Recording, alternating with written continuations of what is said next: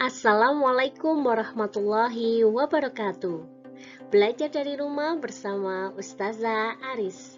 Hari ini kita akan belajar tema 4, sehat itu penting, subtema 2, gangguan kesehatan pada organ peredaran darah, muatan IPA, kelas 5 SDIT Insan Utama. Soli dan solihah yang akan kita pelajari hari ini, yang pertama tentang gangguan kesehatan pada jantung dan pembuluh darah manusia, yang kedua gangguan kesehatan pada darah, yang ketiga penyebab gangguan organ peredaran darah manusia. Yang pertama, gangguan kesehatan pada jantung dan pembuluh darah manusia. Ada jantung koroner atau arteri koroner.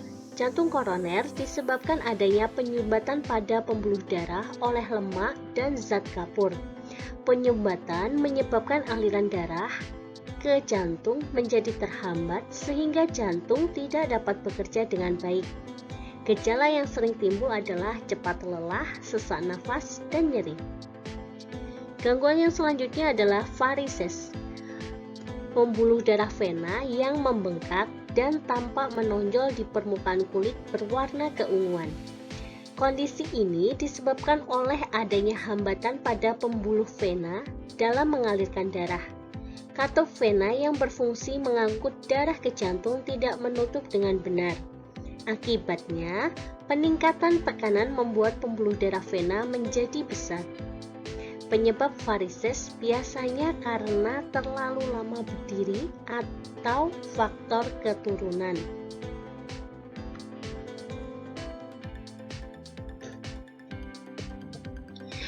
Ada juga angina, yaitu penyakit angin duduk. Ditandai ketidaknyamanan dan nyeri pada dada.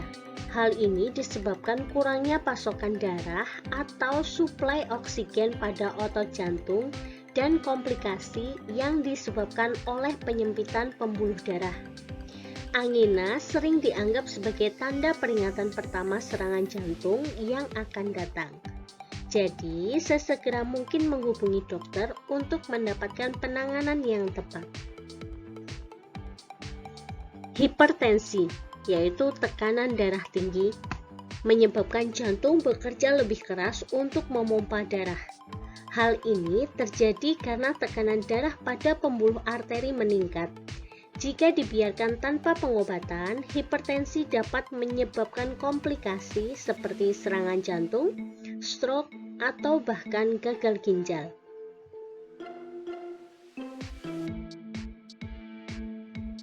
Ada juga hipotensi, yaitu tekanan darah rendah. Kondisi di mana tekanan darah di dalam pembuluh arteri menurun.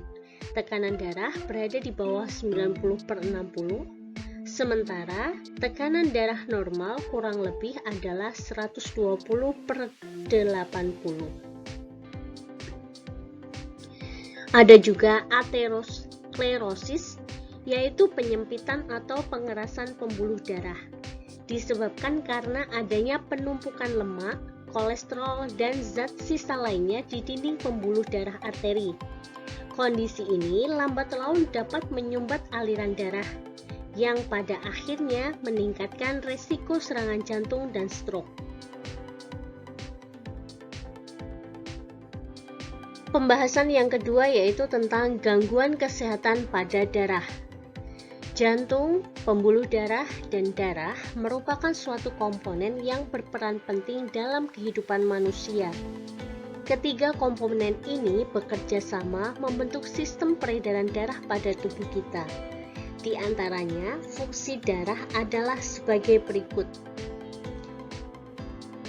A. Sebagai alat pengangkut sari makanan dan oksigen ke seluruh tubuh. Darah juga mengangkut sisa-sisa metabolisme ke organ ekskresi. B. Mengedarkan air yang berfungsi untuk reaksi enzimatis atau untuk menjaga tekanan osmosis tubuh. C. Mengedarkan getah bening.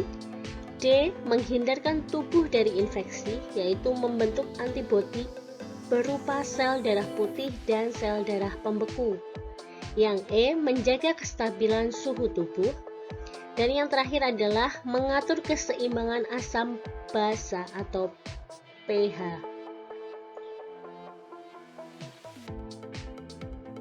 Setelah kita mengetahui bahwa organ peredaran darah sangat dibutuhkan oleh tubuh, maka organ peredaran darah seharusnya jangan sampai terkena gangguan.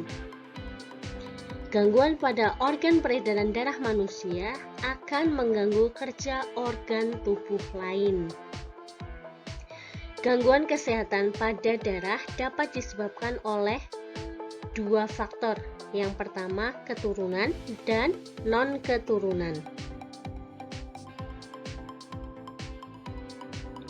Nah, yang faktor keturunan ada gangguan yang bernama hemofilia. Kelainan pada seseorang dengan ciri aliran darah sulit terhenti ketika luka. Hemofilia merupakan penyakit keturunan yang diturunkan oleh orang tua penderita. Penderita hemofilia akan mengalami pendarahan lebih lama dibandingkan orang normal. Pemberian obat dapat dilakukan untuk mencegah dan mengobati ketika terjadi pendarahan. Ada juga talasemia, kelainan pada seseorang dengan ciri sel darah merah berbentuk bulan sabit. Cacat sel darah merah ini menyebabkan protein yang ada di dalam sel darah merah, hemoglobin, tidak berfungsi secara normal.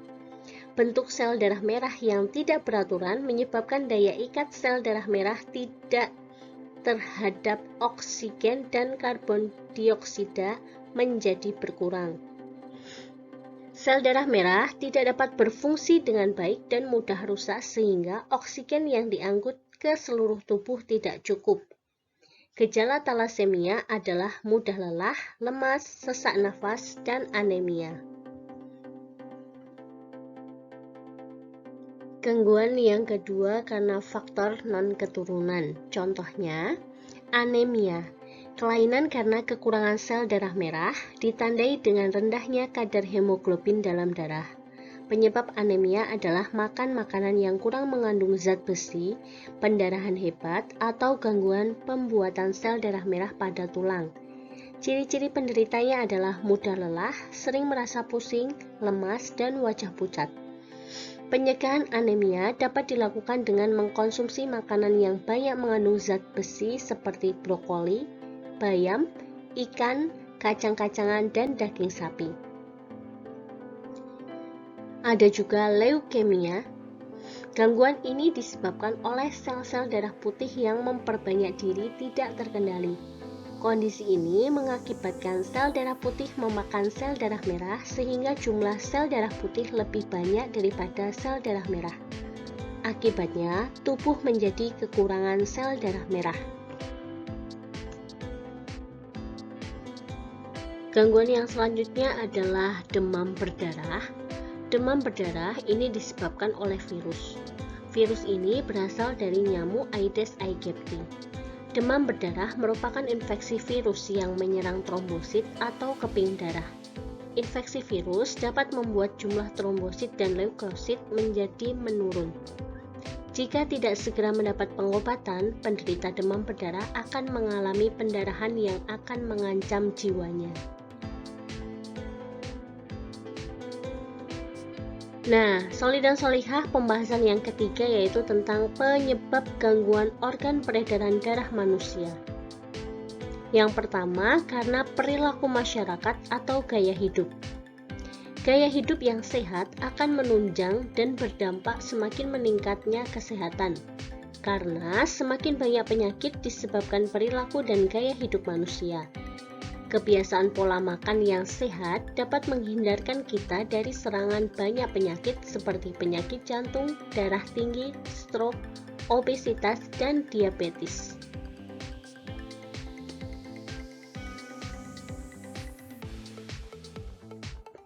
Yang kedua, faktor penyebabnya adalah lingkungan. Lingkungan yang bersih sangat berperan dalam meningkatkan kesehatan masyarakat. Perbandingan jumlah orang sakit yang signifikan terjadi antara lingkungan yang bersih dan lingkungan kumuh atau kotor. Beberapa penyakit yang sering menjangkiti masyarakat yang hidup di lingkungan kumuh antara lain demam berdarah, gatal-gatal, infeksi saluran pencernaan, dan pernafasan. Penyebab yang ketiga adalah pelayanan kesehatan. Ketersediaan klinik kesehatan dan rumah sakit yang mudah terjangkau akan meningkatkan pelayanan kesehatan masyarakat. Ketersediaan dokter dan perawat yang terampil dan terlatih juga akan meningkatkan kesehatan masyarakat. Yang terakhir adalah keturunan. Ada sebagian penyakit yang tidak dapat kita hindari, yaitu penyakit keturunan. Semakin besar risiko penyakit keturunan, maka akan semakin sulit meningkatkan kesehatan. Karena penyakit keturunan diturunkan oleh kedua orang tua kita. Nah, untuk mencegah penyakit turunan, perlu adanya konseling perkawinan yang baik.